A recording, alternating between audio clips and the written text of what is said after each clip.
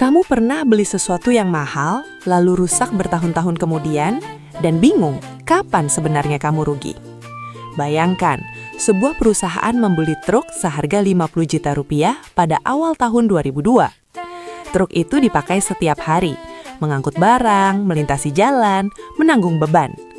5 tahun berjalan, 2002, 2003, 2004, 2005, hingga 2006. Di akhir tahun ke-6, truk itu sudah tidak bisa digunakan lagi. Sekarang, muncul pertanyaan yang terdengar sederhana tapi ternyata tidak. Kapan perusahaan harus mengakui kerugian 50 juta itu? Kalau diakui semuanya di tahun 2002 saat beli, laporan keuangan tahun itu terlihat sangat buruk, padahal truk baru saja mulai bekerja. Kalau diakui semuanya di tahun 2006 saat rusak, laporan tahun-tahun sebelumnya terlihat terlalu sehat, padahal truk sudah dipakai dan dinikmati manfaatnya selama 5 tahun penuh. Artinya, tidak ada satupun pilihan itu yang adil. Solusinya adalah membagi beban itu ke setiap tahun pemakaian, karena biaya yang adil adalah biaya yang mengikuti manfaat yang sudah dinikmati. Inilah fondasi dari konsep yang akan kita pelajari, penyusutan. Fondasi itu tadi mengarah ke satu pertanyaan. Kalau penyusutan bukan soal uang keluar lagi, lalu sebenarnya apa? Bayangkan kamu punya kartu langganan gym setahun seharga 1,2 juta. Kamu bayar di awal Januari, tapi apakah kamu langsung rugi 1,2 juta di bulan itu? Tidak, kamu menikmati manfaatnya setiap bulan. Jadi biayanya pun dialokasikan Rp100.000 per bulan. Itulah logika penyusutan dalam akuntansi. Dari sudut pandang akuntansi, penyusutan adalah proses alokasi harga perolehan, bukan upaya mengumpulkan dana untuk membeli aset baru. Tujuannya satu, mengalokasikan harga perolehan secara adil ke periode-periode yang menikmati manfaatnya. Istilah teknisnya, untuk aktiva tetap berwujud adalah depresiasi. Definisi resmi dari AICPA menegaskan hal ini. Penyusutan adalah sistem akuntansi untuk membagikan harga perolehan aktiva tetap dikurangi nilai sisanya secara sistematis dan rasional selama umur kegunaannya. Kata kunci di sini adalah sistematis dan rasional, bukan sembarangan, bukan berdasarkan feeling. Yang sering disalahpahami adalah ini.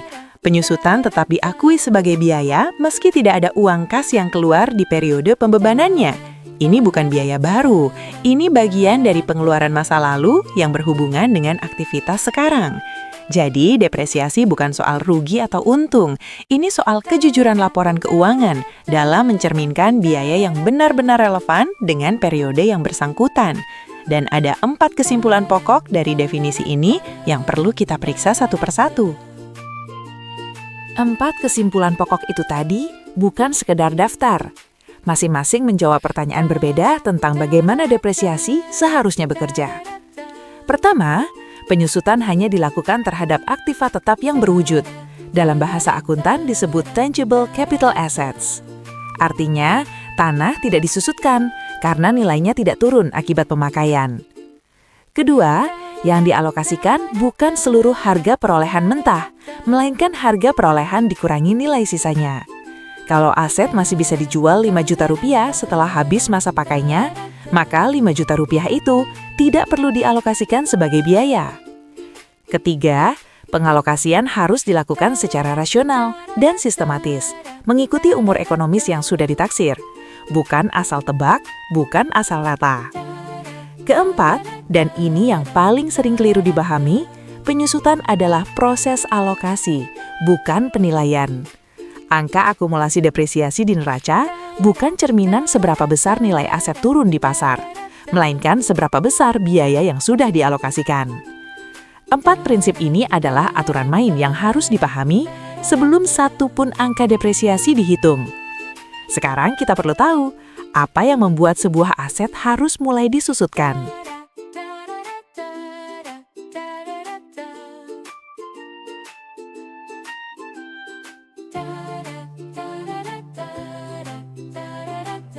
Pertanyaan itu tadi punya 2 jenis jawaban. Yang pertama datang dari dalam aset itu sendiri, dari kondisi fisiknya. Bayangkan sepatu sekolah kamu, makin sering dipakai, soalnya menipis, jahitannya mulai lepas. Tidak ada yang menyabotase, waktu dan pemakaianlah yang bekerja. Begitu pula dengan aktiva tetap.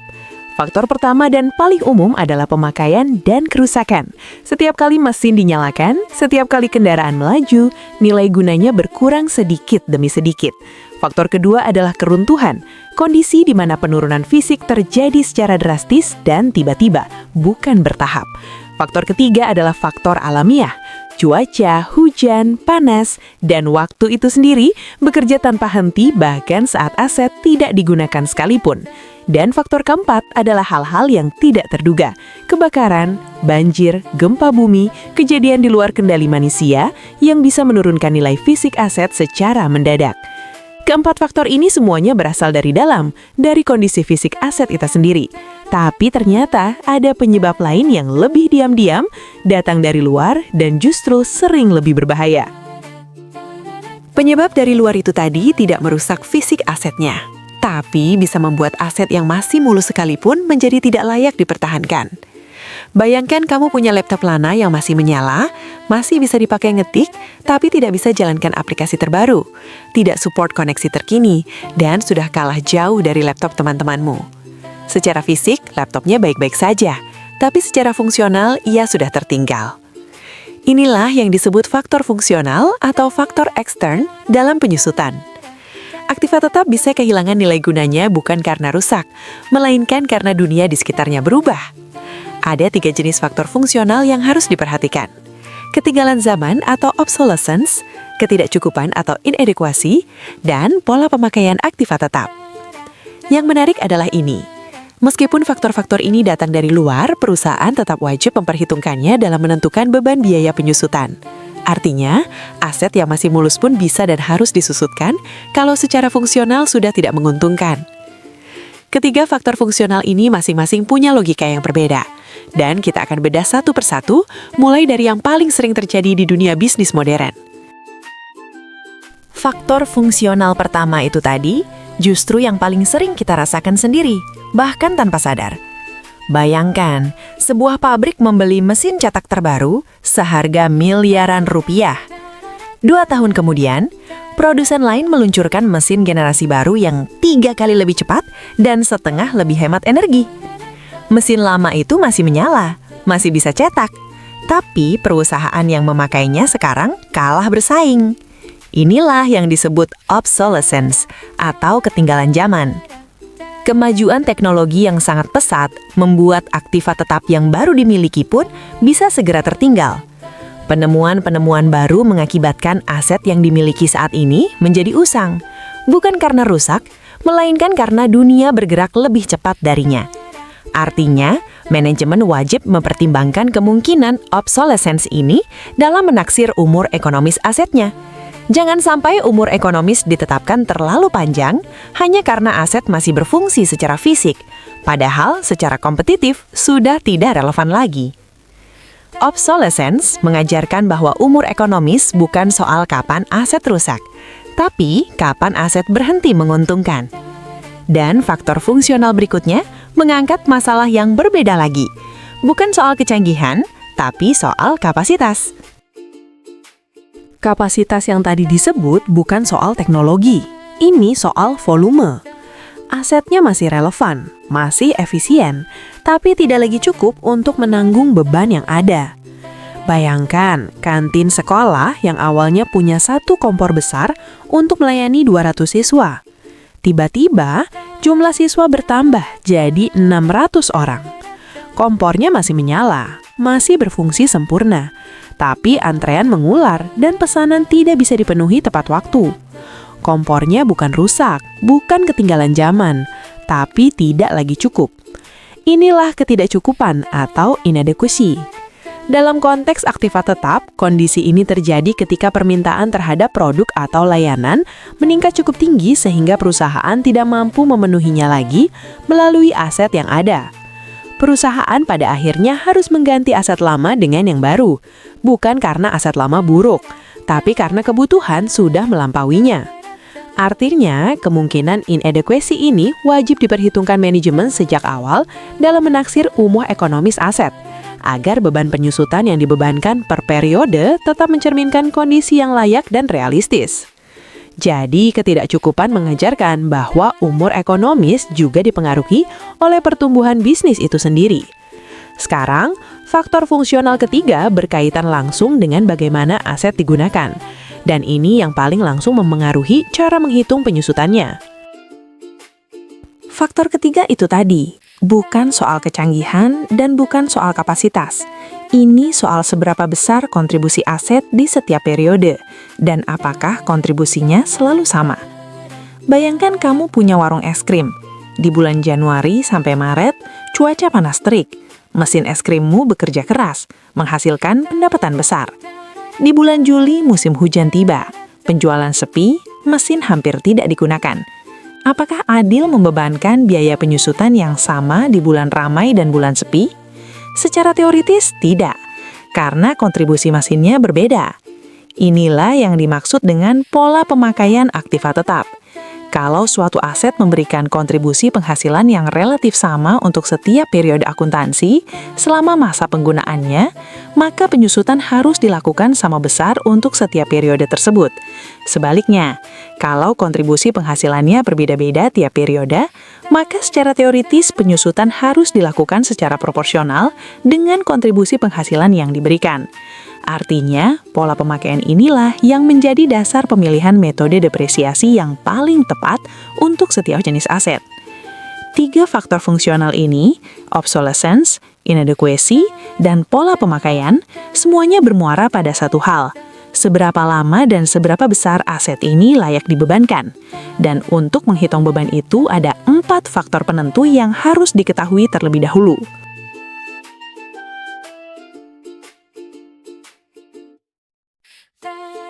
4 faktor penentu itu tadi adalah bahan baku dari setiap perhitungan depresiasi. Tidak ada satupun yang bisa dilewatkan. Bayangkan kamu ingin menghitung berapa besar cicilan keausan sebuah aset per tahun. Untuk itu, kamu butuh 4 informasi dasar. Pertama, berapa harga perolehannya? Ini titik awal dari seluruh alokasi. Kedua, berapa lama aset itu akan digunakan secara ekonomis? Ini yang disebut umur ekonomis atau useful life. Ketiga, berapa nilai sisa atau nilai residu yang diperkirakan akan diterima ketika aset itu berhenti dipakai, karena bagian ini tidak perlu dialokasikan sebagai biaya. Dan keempat, metode penyusutan mana yang dipilih untuk mengalokasikan biaya tersebut, karena cara membaginya bisa berbeda-beda. Biaya penyusutan periodik pada dasarnya adalah hasil alokasi harga perolehan dikurangi taksiran nilai sisanya yang dibagikan ke periode-periode di mana manfaat potensial aset itu dikonsumsi. Tujuannya adalah mendapatkan hasil alokasi yang sebanding dengan manfaat yang benar-benar dinikmati di masing-masing periode. Keempat faktor ini akan kita bahas satu persatu, dan kita mulai dari yang pertama yang menjadi titik awal dari seluruh perhitungan, harga perolehan. Harga perolehan itu tadi bukan sekedar harga beli. Ada komponen lain yang ikut masuk ke dalamnya, dan totalnya inilah yang menjadi utang biaya yang harus dicicil selama umur aset. Bayangkan, kamu membeli sepeda motor untuk ojek online. Harganya 18 juta rupiah. Tapi kamu juga bayar biaya balik nama Rp500.000, pasang aksesoris tambahan Rp300.000, dan ongkos kirim Rp200.000. Total yang kamu keluarkan untuk membuat motor itu siap beroperasi adalah 19 juta rupiah. Itulah harga perolehan. Bukan cuma harga stiker di dealer, tapi keseluruhan pengeluaran yang layak dibebankan atau dikapitalisasikan untuk mendapatkan aset tersebut dalam kondisi siap pakai. Dalam akuntansi, harga perolehan inilah yang akan dialokasikan sebagai biaya penyusutan periodik sepanjang umur ekonomis aset. Karena angka ini menjadi dasar dari seluruh alokasi, perhitungannya harus dilakukan dengan teliti. Salah menentukan harga perolehan berarti salah menentukan seluruh beban depresiasi untuk tahun-tahun berikutnya. Harga perolehan sudah diketahui, tapi berapa lama ia harus dialokasikan? Jawabannya ada di faktor kedua, umur ekonomis.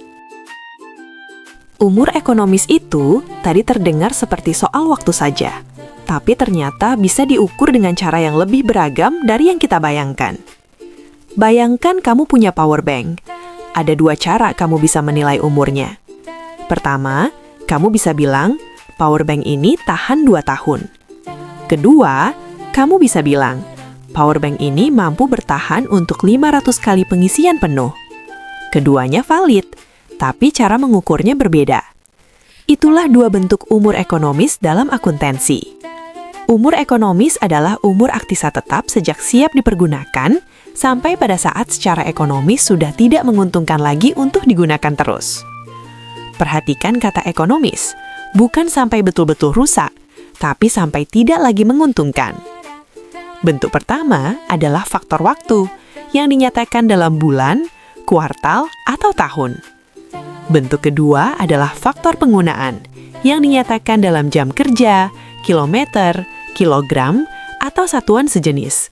Ada pula yang dinyatakan dalam bentuk jumlah produk yang bisa dihasilkan oleh aset tersebut. Dua bentuk ini akan menentukan metode depresiasi mana yang paling cocok dipilih. Tapi sebelum sampai ke sana, umur ekonomis itu sendiri harus ditaksir dengan memperhatikan 3 hal yang tidak boleh diabaikan. 3 hal itu tadi bukan sekedar checklist formalitas. Masing-masing bisa mengubah angka umur ekonomi secara signifikan jika diabaikan. Bayangkan kamu ditugaskan menaksir berapa lama sebuah truk pengangkut bisa digunakan oleh perusahaan logistik. Dari mana kamu mulai? Pertama, kamu perlu menaksir kerusakan fisik karena pemakaian. Seberapa keras truk itu akan dipakai? Rute pendek dalam kota atau rute panjang antar provinsi? Pemakaian yang lebih keras berarti kerusakan fisik lebih cepat. Artinya, umur ekonomisnya lebih pendek. Kedua, kamu perlu mempertimbangkan keusangan karena waktu. Apakah dalam 5 tahun ke depan akan ada regulasi emisi baru yang membuat truk model lama tidak boleh beroperasi? Atau apakah teknologi baru akan membuat truk ini tidak kompetitif lagi? Ini adalah faktor obsolescence yang tadi sudah kita bahas. Ketiga, ada hukum atau pembatasan lain yang perlu diperhatikan. Mungkin ada kontrak konsesi yang membatasi operasi hanya selama 8 tahun. Atau ada regulasi pemerintah yang mewajibkan peremajaan armada setelah periode tertentu. Ketiga penentu ini harus dipertimbangkan bersama-sama.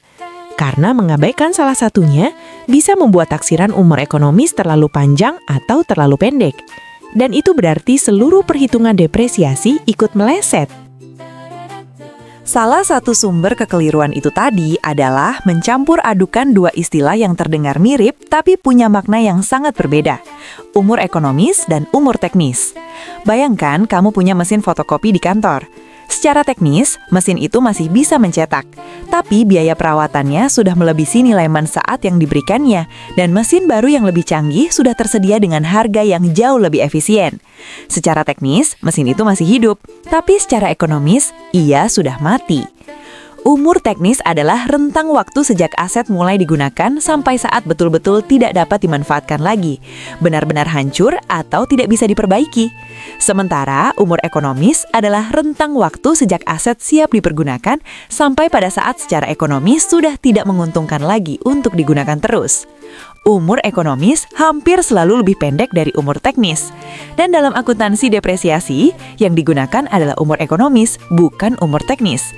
Karena tujuan depresiasi adalah mengalokasikan biaya secara adil selama periode aset masih memberikan manfaat ekonomis yang nyata. Umur ekonomis sudah jelas. Sekarang ada satu faktor lagi yang mempengaruhi besarnya total biaya yang harus dialokasikan, yaitu berapa besar nilai aset yang masih bisa diselamatkan di akhir masa pakainya. Nilai yang masih bisa diselamatkan itu tadi punya nama resmi nilai residu. Dan keberadaannya langsung mengurangi total biaya yang perlu disusutkan. Bayangkan kamu beli motor seharga 20 juta rupiah untuk dipakai usaha selama 5 tahun. Di akhir tahun kelima, kamu perkirakan motor itu masih bisa dijual seharga 3 juta rupiah sebagai motor bekas. Artinya, yang perlu kamu cicil sebagai biaya penyusutan selama 5 tahun bukan 20 juta penuh, melainkan 20 juta rupiah dikurangi 3 juta rupiah, yaitu 17 juta rupiah saja. 3 juta rupiah itu adalah nilai residunya. Nilai sisa atau nilai residu adalah nilai aktiva tetap setelah habis umur ekonomisnya, yaitu jumlah yang diharapkan akan diperoleh melalui penjualan aset tersebut ketika tiba saatnya diberhentikan dari pemakaian. Nilai residu ini meliputi perkiraan harga jual atau nilai tukar atau nilai bekas, dikurangi biaya-biaya yang muncul saat penarikan aset tersebut seperti biaya pembongkaran, biaya lelang, dan biaya pemindahan. Yang perlu diingat adalah nilai residu ini berhubungan dengan kondisi masa depan, sehingga penentuan angkanya bukan hal yang mudah dan dipengaruhi oleh perkembangan harga pasar serta kebijaksanaan pemberhentian aset. 3 faktor pertama sudah lengkap, harga perolehan, umur ekonomis, dan nilai residu. Ketiganya menentukan berapa besar total biaya yang akan dialokasikan dan selama berapa lama. Yang tersisa adalah faktor keempat, cara mengalokasikannya, metode penyusutan. Cara mengalokasikan itu tadi ternyata tidak tunggal, ada banyak metode, dan memilih yang salah bisa membuat laporan keuangan tidak mencerminkan kondisi yang sebenarnya. Bayangkan, kamu harus membagi kue ulang tahun untuk teman-temanmu. Ada yang minta dipotong rata sama besar, ada yang minta potongan pertama lebih besar karena paling lapar, ada yang minta sesuai seberapa besar kontribusi mereka patungan. Tidak ada cara potong yang selalu paling adil untuk semua situasi, tergantung kondisinya. Begitu pula metode penyusutan. Metode penyusutan adalah cara yang sistematis dan rasional tentang bagaimana harga perolehan aktiva tetap dialokasikan sebagai biaya operasional sepanjang umur asetnya. Metode yang dipilih dan dianggap cocok untuk satu jenis aktiva tertentu belum tentu cocok diterapkan untuk jenis aktiva yang lain karena perbedaan sifat dan pola penggunaan aktiva-aktiva tersebut.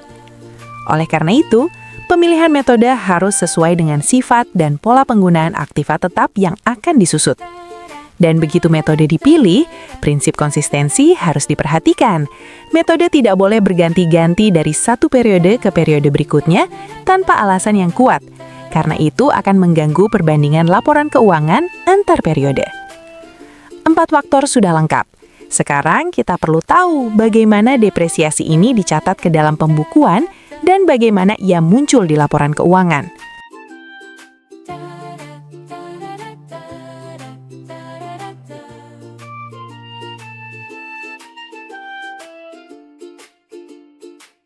Pencatatan itu tadi melibatkan 2 rekening yang bekerja berpasangan, dan memahami keduanya adalah kunci untuk membaca neraca dengan benar.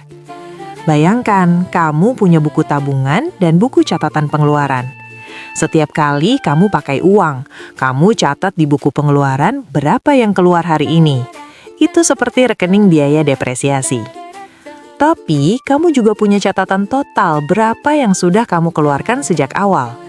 Itu seperti rekening akumulasi depresiasi. Keduanya mencatat hal yang berbeda, tapi saling melengkapi. Dalam akuntansi, depresiasi dicatat dengan mendebit rekening biaya depresiasi dan mengkredit rekening akumulasi depresiasi. Pendebitan rekening biaya depresiasi adalah pengakuan pembebanan biaya untuk satu periode akuntansi atas pengambilan manfaat suatu aktiva tetap. Sementara pengkreditan rekening akumulasi depresiasi adalah pencatatan besarnya harga perolehan aktiva tetap yang telah disusut hingga saat ini. Yang menarik adalah posisi akumulasi depresiasi di neraca. Rekening ini disajikan bukan sebagai kewajiban atau modal, melainkan sebagai pengurang rekening aktiva tetap yang bersangkutan. Artinya, dari selisih antara harga perolehan dan akumulasi depresiasi, kita bisa mengetahui nilai buku aktiva tetap, yaitu berapa besar harga perolehan yang belum disusut pada tanggal neraca tersebut. Rekening akumulasi depresiasi hanya akan didebit dalam 2 kondisi, ketika aktiva tetap diberhentikan dari pemakaian atau ketika dilakukan koreksi terhadapnya. Konsep pencatatan ini akan langsung terasa nyata ketika kita lihat contoh jurnalnya, dan itulah yang menunggu di slide berikutnya. Contoh jurnal itu tadi sederhana, tapi di balik 2 baris ini tersimpan seluruh logika pencatatan depresiasi yang baru saja kita bahas. Toko Mentari melakukan penyusutan terhadap peralatan tokonya untuk periode akuntansi 20X1 sebesar Rp100.000. Jurnalnya hanya 2 baris, tapi setiap barisnya punya makna. Baris pertama, biaya depresiasi peralatan toko di debit sebesar Rp100.000. Ini adalah pengakuan bahwa di tahun 20X1, toko Mentari telah mengonsumsi manfaat peralatan tokonya senilai Rp100.000. Biaya ini masuk ke laporan laba rugi sebagai beban periode berjalan. Baris kedua, akumulasi depresiasi peralatan toko di kredit sebesar Rp100.000. Ini bukan pengeluaran kas baru. Ini pencatatan bahwa Rp100.000 dari harga perolehan peralatan toko sudah terpakai dan harus dikurangkan dari nilai aset di neraca. Pola jurnal ini berlaku konsisten untuk semua jenis aktiva tetap, hanya nama rekeningnya saja yang berubah mengikuti jenis asetnya. Mesin, kendaraan, gedung, semuanya menggunakan pola yang sama persis. Dua baris jurnal itu mengubah angka di neraca. Dan untuk melihat bagaimana perubahan itu terlihat di laporan keuangan, kita perlu membuka neracanya langsung. Neraca itu tadi bukan sekedar daftar angka. Setiap baris di bagian aktiva tetap menceritakan sejarah panjang penggunaan aset yang sudah berjalan bertahun-tahun. Perhatikan bagian aktiva tetap di neraca toko Mentari per 31 Desember 2000X1. Peralatan kantor tercatat sebesar Rp1 juta. Ini adalah harga perolehannya, angka yang tidak berubah sejak aset itu pertama kali dibeli. Di bawahnya, akumulasi depresiasi peralatan kantor tercatat sebesar Rp400.000. Angka ini adalah total depresiasi yang sudah dibebankan dari sejak aset dibeli hingga 31 Desember 2000X1. Dari selisih keduanya, diperoleh nilai buku sebesar Rp600.000. Angka inilah yang menggambarkan berapa besar harga perolehan yang belum disusut, atau dengan kata lain, berapa sisa manfaat yang masih tercatat di pembukuan. Kalau depresiasi per tahun adalah Rp100.000 dan akumulasi sudah mencapai Rp400.000, artinya aset ini sudah disusutkan selama 4 periode sebelumnya. Di tahun 2000X1 ini ditambahkan Rp100.000 lagi, sehingga total menjadi Rp400.000. Neraca ini memperlihatkan dengan jelas bagaimana depresiasi bekerja dari waktu ke waktu, mengurangi nilai buku aset secara bertahap dan sistematis. Sekarang kita sudah paham cara mencatatnya. Langkah berikutnya, mengenal seluruh metode yang bisa digunakan untuk menghitung besarnya depresiasi itu sendiri.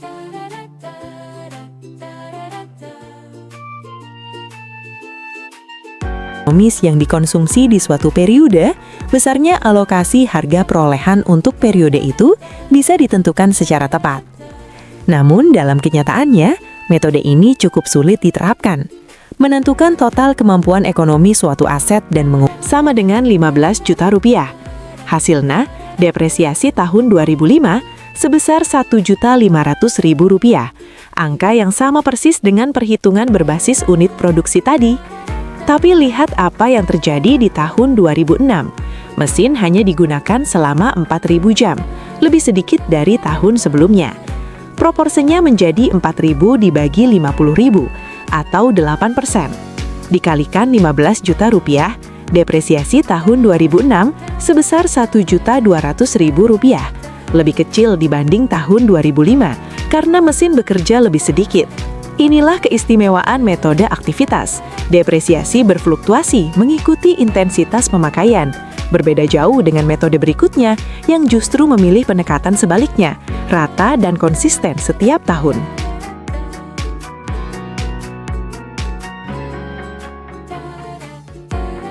Rp3 juta per tahun ini akan berulang terus selama 5 tahun. Dan bagaimana pola lengkapnya terlihat dalam tabel program depresiasi? Itulah yang kita lihat berikutnya. Tabel program itu tadi bukan sekadar deretan angka.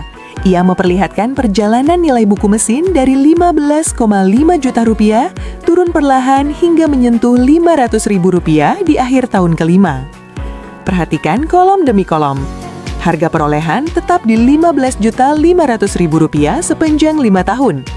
Angka ini tidak pernah berubah karena harga perolehan memang dicatat permanen. Yang berubah adalah akumulasi depresiasi dan nilai buku. Di tahun awal atau tahun 0, nilai buku mesin sama dengan harga perolehannya, Rp15.500.000. Belum ada depresiasi yang dibebankan. Masuk tahun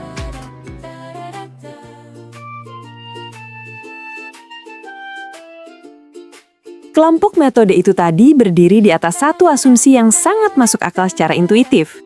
Aset yang masih baru memberikan manfaat lebih besar dibanding aset yang sudah tua. Bayangkan, kamu baru beli laptop baru. Di tahun pertama, laptopnya kencang.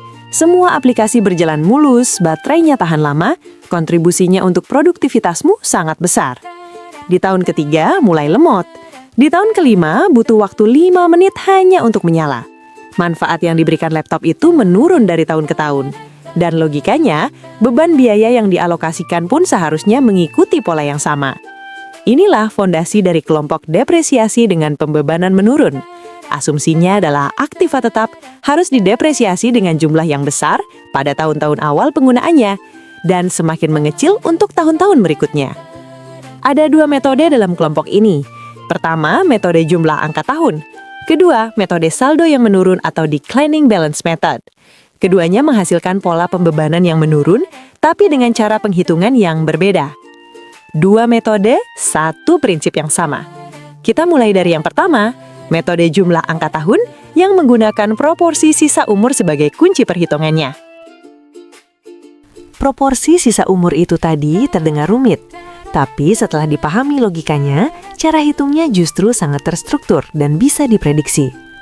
Bayangkan kamu punya tiket konser yang berlaku 5 hari.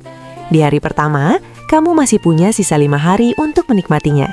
Nilai manfaatnya paling tinggi. Di hari kedua, sisa 4 hari. Di hari ketiga, sisa 3 hari. Semakin hari berlalu, semakin kecil sisa manfaat yang ada. Itulah logika di balik metode jumlah angka tahun. Langkah pertama adalah menghitung jumlah angka tahun, yaitu menjumlahkan semua angka dari 1 sampai umur ekonomis aset. Untuk mesin dengan umur ekonomis 5 tahun, jumlah angka tahunnya adalah 1 ditambah 2 ditambah 3 ditambah 4 ditambah 5 sama dengan 15. Angka 15 inilah yang menjadi penyebut dari seluruh perhitungan. Di tahun pertama, mesin masih punya sisa umur 5 tahun. Proporsinya adalah 5 dibagi 15. Di tahun kedua, sisa umur tinggal 4 tahun. Proporsinya 4 dibagi 15. Pola ini terus berlanjut hingga tahun kelima dengan proporsi 1 dibagi 15 yang merupakan proporsi terkecil. Proporsi inilah yang kemudian dikalikan dengan nilai yang disusutkan, yaitu harga perolehan dikurangi nilai residu untuk mendapatkan depresiasi di setiap tahunnya. Konsepnya sudah jelas. Sekarang kita terapkan proporsi-proporsi ini ke data PT Berlian untuk melihat angka depresiasi yang dihasilkan di setiap tahunnya. Data PT Berlian itu tadi kini menghasilkan pola yang sangat berbeda dari metode garis lurus. Dan perbedaan itu terasa paling mencolok di tahun pertama. Masih menggunakan mesin produksi PT Berlian. Harga perolehan Rp15.500.000, nilai residu Rp500.000. Sehingga nilai yang disusutkan adalah Rp15 juta. Umur ekonomis 5 tahun, jumlah angka tahunnya 15. Ikuti perjalanan angkanya tahun per tahun. Di tahun pertama, proporsinya adalah 5 dibagi 15 dikalikan Rp15 juta. Hasilnya depresiasi sebesar Rp5 juta. Di tahun kedua, proporsi turun menjadi 4 bagi 15, menghasilkan Rp4 juta. Tahun ketiga, proporsi 3 bagi 15 menghasilkan Rp3 juta. Persis sama dengan metode garis lurus, tapi ini hanya kebetulan di titik tengah. Tahun keempat turun lagi menjadi Rp2 juta, dan tahun kelima hanya Rp1 juta. Yang menarik adalah totalnya. Jumlahkan semua depresiasi dari tahun pertama hingga kelima. Rp5 juta ditambah Rp4 juta ditambah Rp3 juta ditambah Rp2 juta ditambah Rp1 juta. Totalnya tepat Rp15 juta. Persis sama dengan nilai yang harus disusutkan. Tidak lebih, tidak kurang. Pola menurun ini akan terlihat lebih jelas lagi dalam tabel program depresiasi lengkap. Termasuk bagaimana nilai buku aset bergerak lebih cepat turun di awal dibanding metode garis lurus. Tabel lengkap itu tadi memperlihatkan sesuatu yang tidak bisa dilihat hanya dari angka per tahun, yaitu betapa cepatnya nilai buku turun di tahun-tahun pertama. Perhatikan pergerakan nilai buku dari kolom paling kanan. Di tahun awal sebelum depresiasi, nilai buku mesin adalah Rp15.500.000. Setelah depresiasi pertama sebesar Rp5 juta di tahun 2005, nilai buku langsung anjlok ke Rp10.500.000. Turun hampir sepertiga dari harga perolehan hanya dalam setahun. Bandingkan dengan metode garis lurus yang di tahun yang sama hanya turun ke Rp12.500.000. Perbedaannya sudah terasa sejak tahun pertama, selisih Rp2 juta di nilai buku. Masuk tahun 2006, depresiasi sebesar Rp4 juta membuat akumulasi melonjak ke Rp9 juta dan nilai buku tersisa Rp6.500.000. Di tahun 2007, depresiasi Rp3 juta membuat nilai buku menjadi Rp3.500.000. Di tahun 2008, hanya Rp2 juta yang dibebankan, nilai buku menjadi Rp1.500.000. Dan di tahun terakhir 2009, depresiasi terkecil sebesar Rp1 juta membawa nilai buku turun tepat ke Rp500.000, persis nilai residunya. Nilai buku yang lebih cepat turun di awal bisa sangat berguna bagi perusahaan yang ingin mengakui biaya lebih besar di tahun-tahun ketika aset masih produktif. Metode kedua dalam kelompok ini, metode saldo yang menurun, menggunakan pendekatan yang berbeda lagi untuk mencapai efek yang serupa.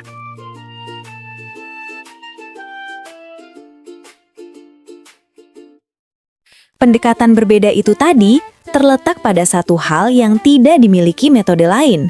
Dasarnya bukan harga perolehan dikurangi nilai residu, melainkan nilai buku yang terus berubah setiap tahunnya. Bayangkan, kamu punya tabungan yang tiap tahun dipotong 30%. Di tahun pertama, potongannya besar karena saldo masih penuh. Di tahun kedua, sisanya sudah lebih kecil. Jadi potongan 30%-nya pun lebih kecil dari tahun sebelumnya. Begitu seterusnya, persentasenya tetap sama, tapi nominalnya terus mengecil karena dasarnya makin kecil. Itulah mekanisme metode saldo yang menurun. Dalam metode ini, depresiasi dihitung sebesar persentase tertentu dari nilai buku aktiva tetap pada awal tahun. Persentase ini disebut tarif depresiasi atau R, dan dihitung menggunakan rumus R sama dengan 1 dikurangi akar pangkat N dari nilai residu dibagi harga perolehan. Di sini, N adalah taksiran umur ekonomis aktiva tetap. NR adalah nilai residu, dan HP adalah harga perolehan. Yang membuat metode ini berbeda adalah dasarnya.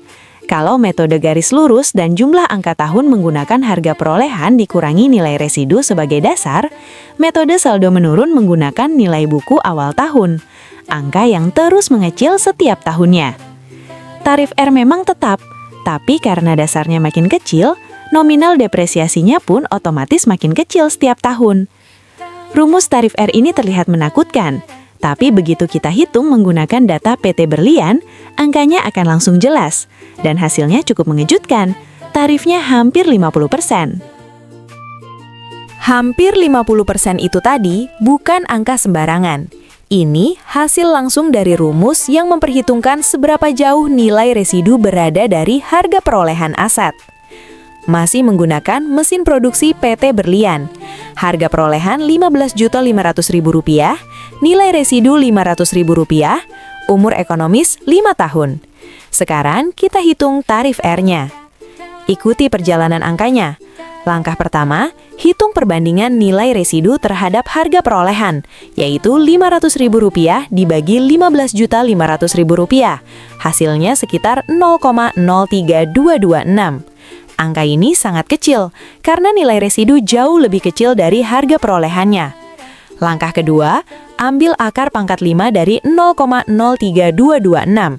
Hasilnya sekitar 0,5032. Langkah ketiga, kurangkan dari 1, sehingga R sama dengan 1 dikurangi 0,5032, menghasilkan R sebesar 0,4968, atau setara 49,68%. Artinya, setiap tahun depresiasi dihitung sebesar 49,68% dari nilai buku aset di awal tahun tersebut. Tarif yang hampir menyentuh setengahnya ini muncul karena gap antara harga perolehan dan nilai residu sangat besar. Dari 15,5 juta turun ke Rp500.000 dalam 5 tahun, sehingga penurunan nilai buku harus berlangsung sangat cepat. Tarif 49,68% ini akan bekerja setiap tahun. Tapi karena dasarnya terus mengecil, hasil nominalnya pun terus turun. Pola lengkapnya tersaji dalam tabel program depresiasi berikutnya. Tabel ini tadi menyimpan angka yang paling dramatis dari semua metode yang sudah kita pelajari. Depresiasi tahun pertamanya lebih dari setengah harga perolehan mesin. Perhatikan kolom depresiasi tahun berjalan. Di tahun 2005, dasar perhitungannya adalah nilai buku awal sebesar Rp15.500.000 karena belum ada depresiasi sebelumnya. Dikalikan tarif 0,4968, depresiasi tahun pertama sebesar Rp7.700.632,95. Angka yang sangat besar. Nilai buku langsung turun ke Rp7.799.367,05. Hampir separuh dari harga perolehan hanya dalam 1 tahun. Masuk tahun 2006, dasarnya bukan lagi Rp15.500.000, melainkan nilai buku awal tahun, yaitu Rp7.799.367,05. Dikalikan 0,4968, depresiasi tahun 2006 turun drastis menjadi Rp3.874.842,77. Di tahun 2007, dasarnya mengecil lagi menjadi Rp3.924.528,28, menghasilkan depresiasi sebesar Rp1.949.762,65. Pola ini terus berlanjut. Di tahun 2008 sebesar Rp981.091,26 dan di tahun terakhir 2009 hanya sebesar Rp493.670,37. Yang menarik adalah tahun 2009, depresiasi tidak dihitung dengan tarif seperti biasa, melainkan dihitung dari selisih nilai buku awal tahun dikurangi nilai residu, yaitu Rp999.670,37 dikurangi Rp500.000, sehingga tepat Rp433.670,37. Ini memastikan nilai buku akhir persis menyentuh nilai residu Rp500.000. Penurunan yang sangat curam di awal ini adalah ciri khas metode saldo menurun. Ada varian yang bahkan lebih agresif dari ini, menggunakan tarif 2 kali lipat dari metode garis lurus, yang dikenal dengan nama double declining balance. 2 kali lipat itu tadi bukan sekadar angka. Ini cara paling praktis mendapatkan tarif untuk metode saldo menurun tanpa harus menghitung rumus akar yang rumit. Bayangkan kamu sedang download 2 file. File pertama, kecepatannya dihitung pakai rumus matematis yang kompleks. Itu seperti metode saldo menurun dengan rumus R. File kedua, kecepatannya langsung 2 kali lipat kecepatan standar. Itu seperti double declining balance. Hasilnya mirip, tapi cara mendapatkan tarifnya jauh lebih simpel. Double declining balance atau DDB adalah varian dari metode saldo menurun yang menggunakan tarif sebesar 2 kali tarif metode garis lurus. Cara menghitungnya sangat mudah.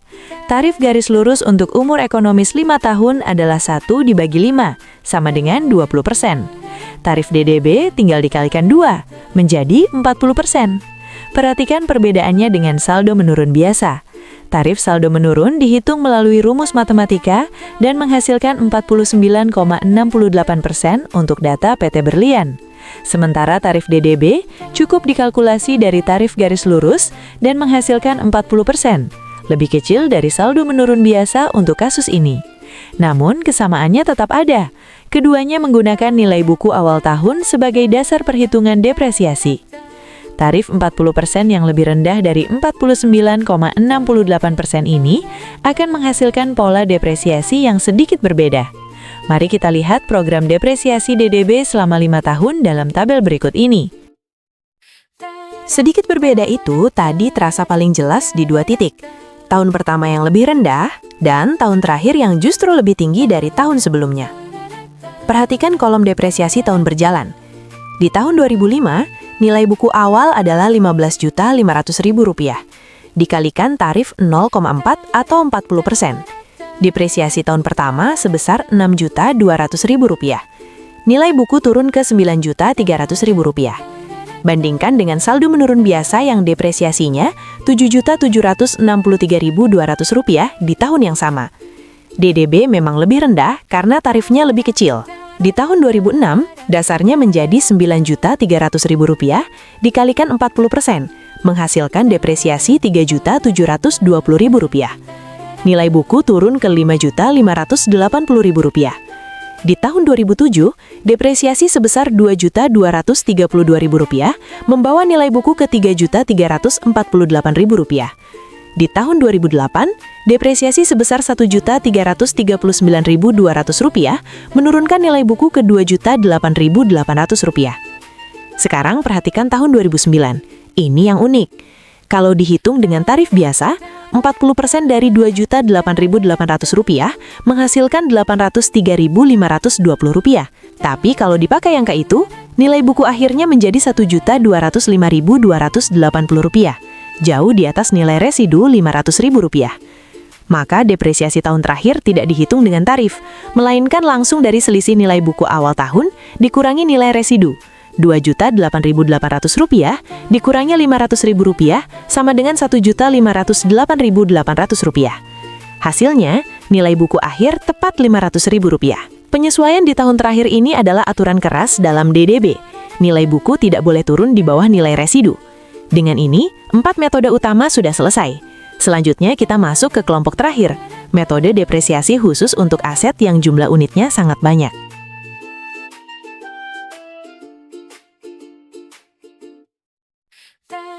Aset yang jumlahnya sangat banyak itu tadi ternyata menghadirkan masalah praktis yang tidak bisa diselesaikan oleh metode-metode sebelumnya. Dan itulah alasan kelompok metode khusus ini ada. Bayangkan kamu mengelola sebuah restoran besar dengan 500 piring, 300 gelas, 400 sendok, dan 200 garpu. Secara teori, setiap unit harus disusutkan secara individual.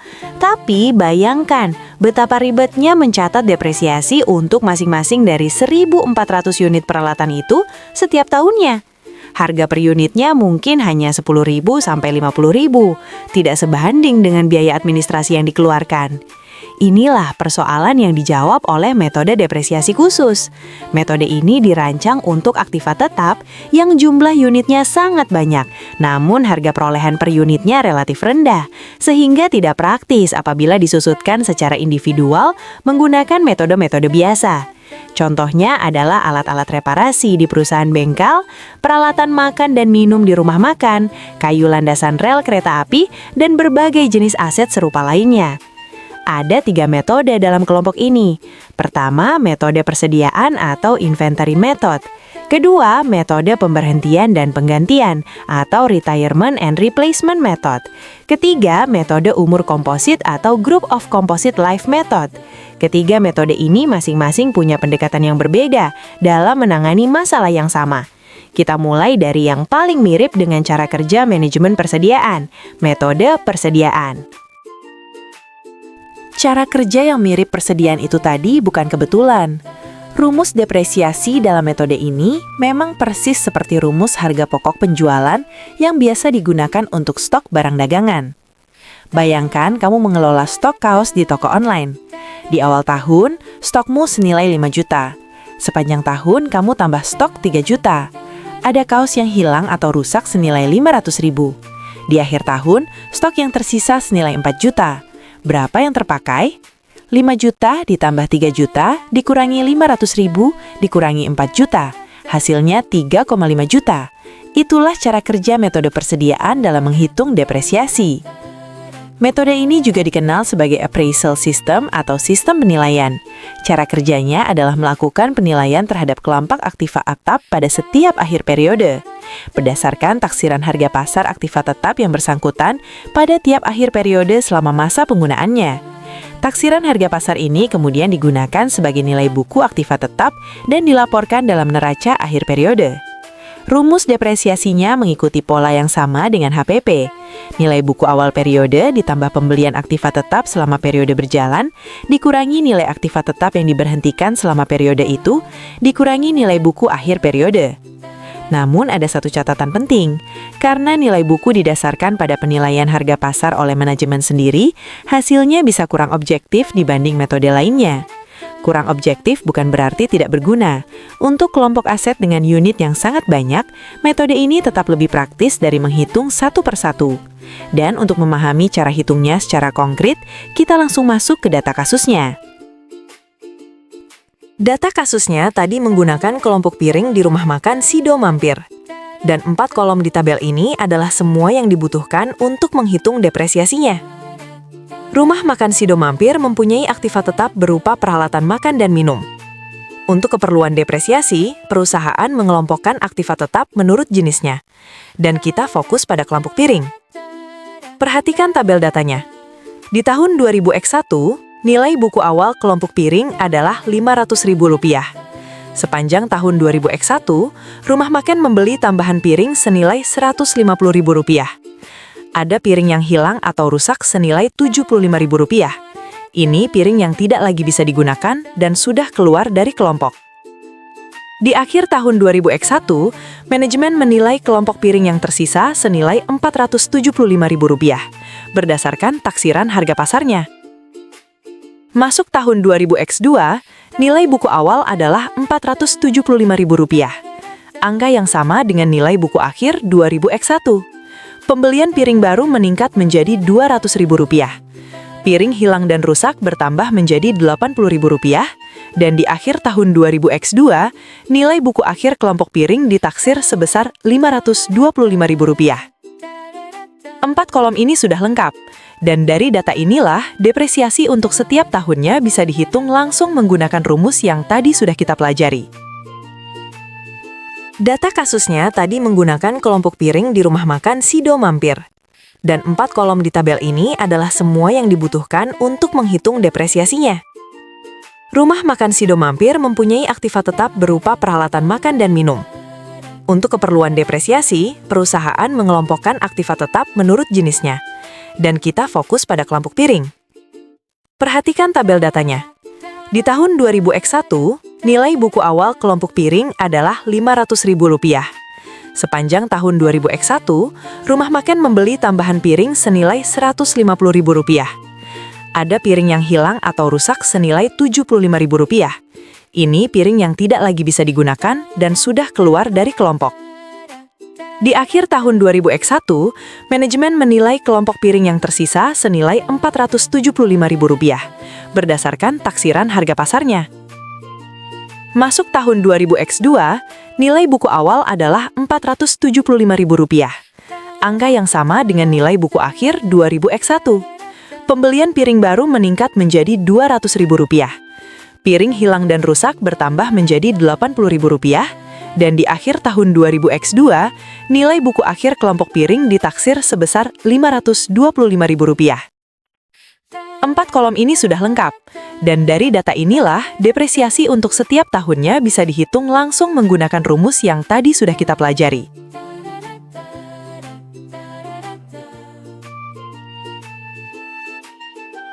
Baru dihitung saat aset diberhentikan atau diganti. Pendekatan itu tadi melahirkan 2 metode yang secara nama mirip, tapi punya perbedaan mendasar di satu titik krusial. Harga perolehan mana yang dijadikan dasar? Bayangkan kamu punya fleet motor ojek. Satu motor lama akhirnya pensiun dan diganti dengan motor baru. Ada 2 cara menghitung depresiasi di momen itu. Cara pertama, lihat berapa harga motor lama yang pensiun itu dulu dibeli, itulah dasar perhitungannya. Cara kedua, lihat berapa harga motor baru yang masuk menggantikannya, itulah dasarnya. 2 cara, 1 kejadian, hasil yang berbeda. Dalam metode pemberhentian, depresiasi dihitung menggunakan harga perolehan aktiva tetap yang diberhentikan, dikurangi nilai residu aktiva tetap yang diberhentikan tersebut. Sementara dalam metode penggantian, depresiasinya dihitung menggunakan harga perolehan aktiva tetap baru yang ditempatkan sebagai pengganti, dikurangi nilai residu aktiva tetap yang diganti. Perbedaan ini terdengar sederhana, tapi dalam praktiknya menghasilkan angka depresiasi yang bisa sangat berbeda.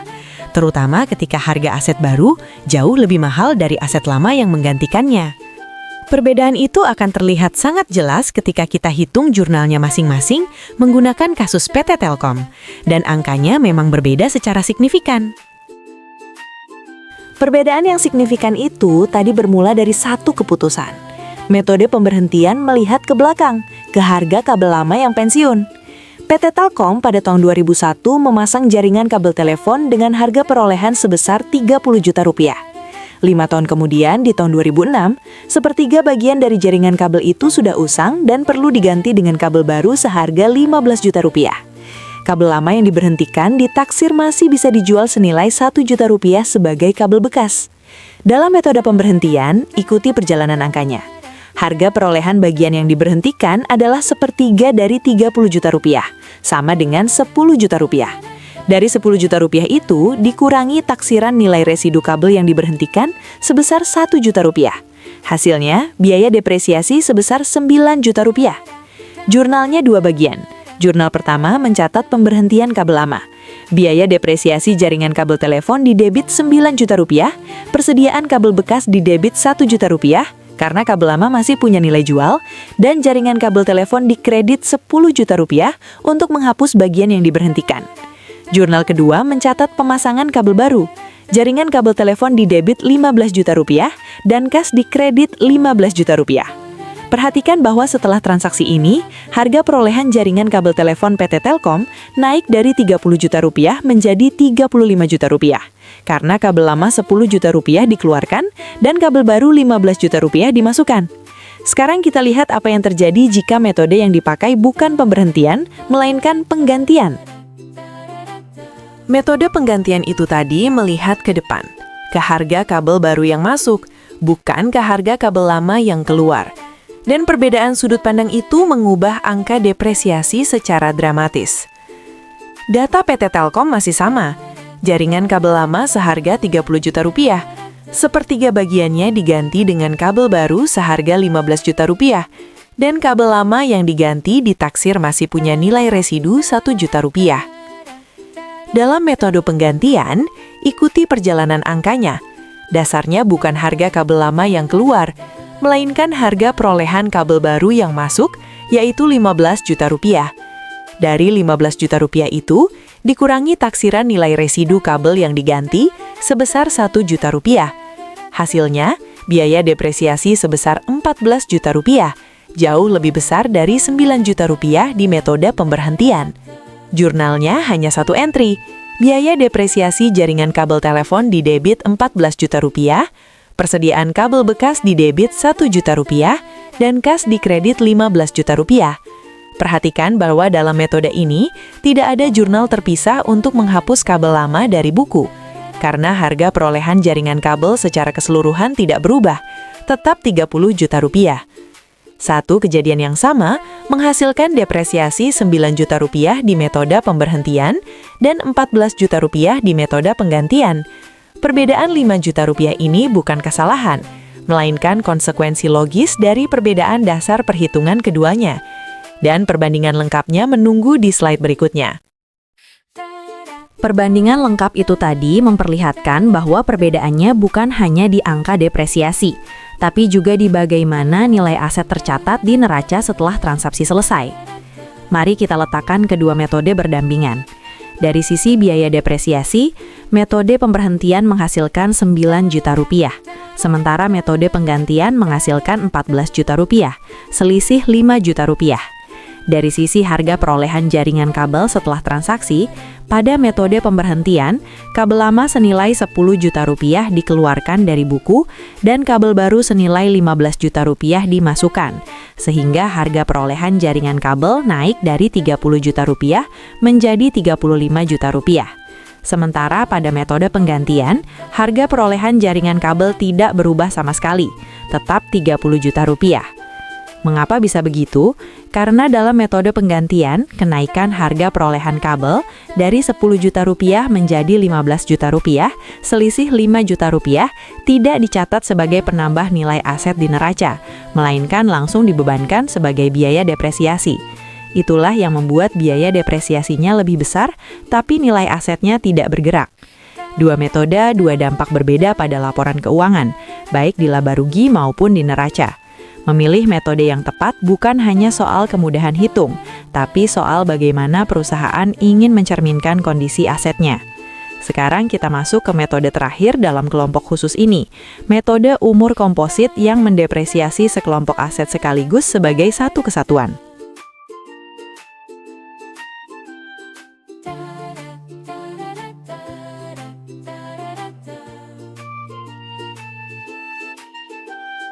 Satu kesatuan itu tadi terdengar mirip dengan metode persediaan, tapi ada satu perbedaan mendasar yang membuat metode umur komposit jauh lebih presisi dalam memperlakukan tiap unit aset.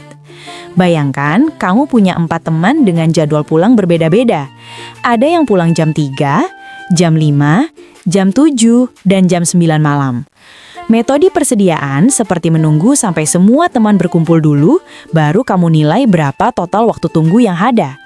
Metode umur komposit lebih seperti menghitung jadwal masing-masing teman dulu, lalu mencari rata-rata tertimbang kapan kamu harus jemput mereka semua secara efisien. Satu perjalanan untuk semua.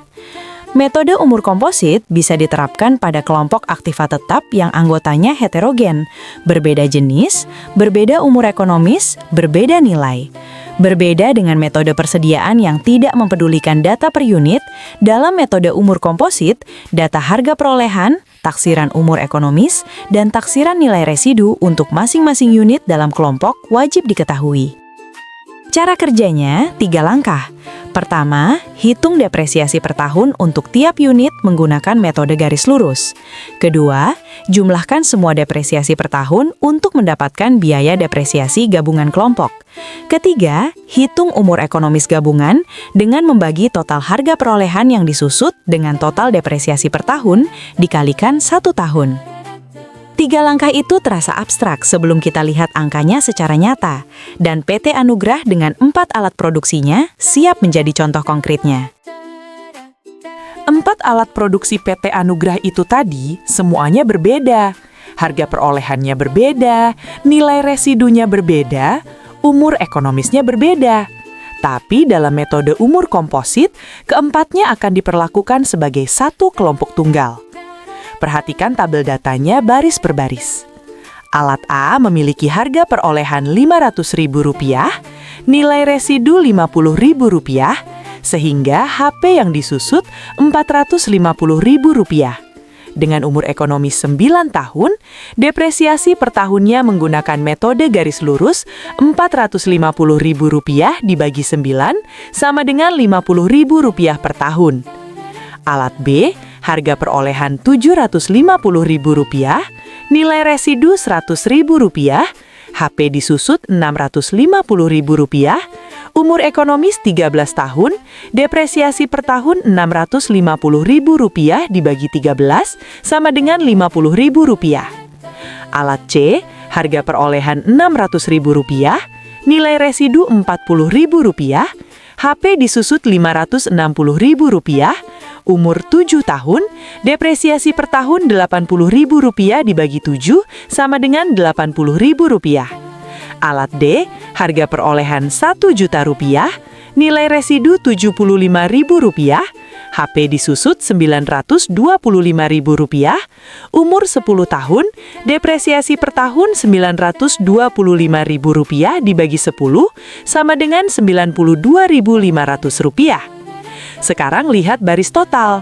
Total harga perolehan seluruh kelompok sebesar Rp2.850.000, total HP yang disusut sebesar Rp2.585.000, dan total depresiasi per tahun gabungan seluruh kelompok sebesar Rp272.500.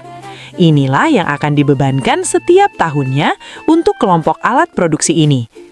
Angka-angka total ini sudah siap, dan dari sinilah kita bisa menghitung satu angka yang paling penting dalam metode umur komposit. Berapa lama kelompok ini akan habis disusutkan secara gabungan? Berapa lama itu tadi terjawab dengan satu pembagian sederhana, dan hasilnya adalah angka yang mewakili umur rata-rata tertimbang dari seluruh kelompok alat produksi PT Anugrah. Ikuti perjalanan angkanya. Total HP yang disusut dari seluruh kelompok adalah Rp2.585.000.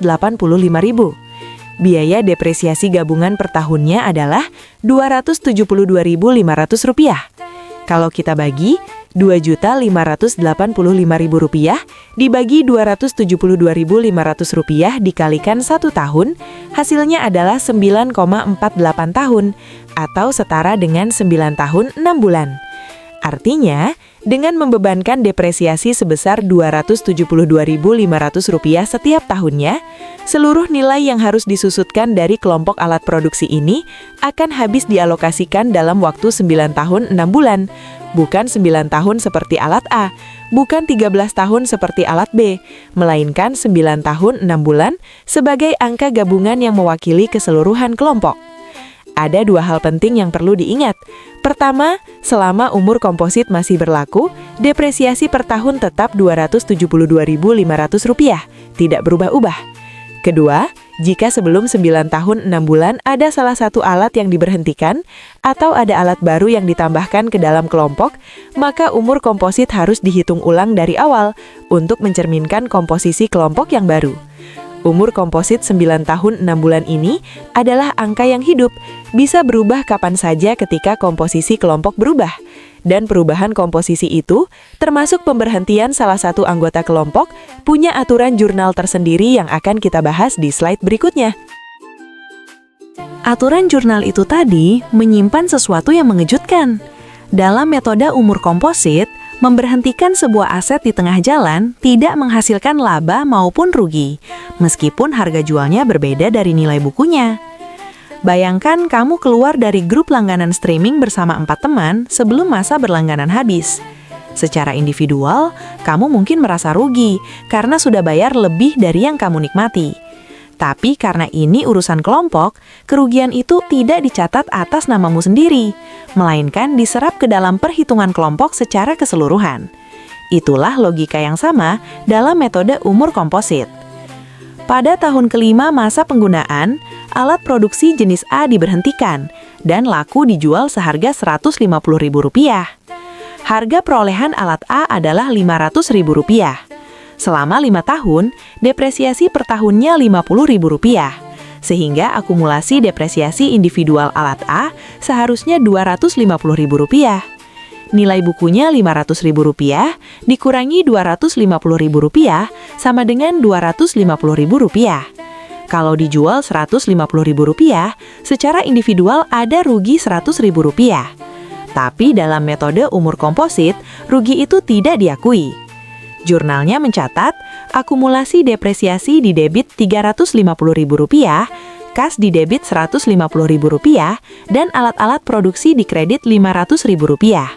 Akumulasi depresiasi yang di debit bukan Rp250.000, melainkan Rp350.000, yaitu selisih antara harga perolehan Rp500.000 dan kas yang diterima Rp150.000. Selisih sebesar Rp100.000 itu diserap ke rekening akumulasi depresiasi, bukan ke rekening rugi pemberhentian aset.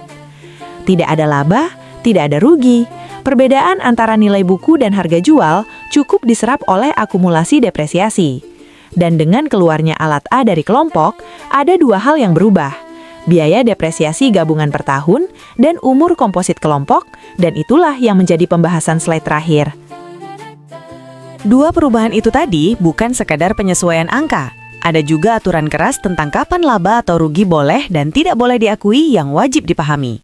Bayangkan sebuah tim basket beranggotakan 5 pemain.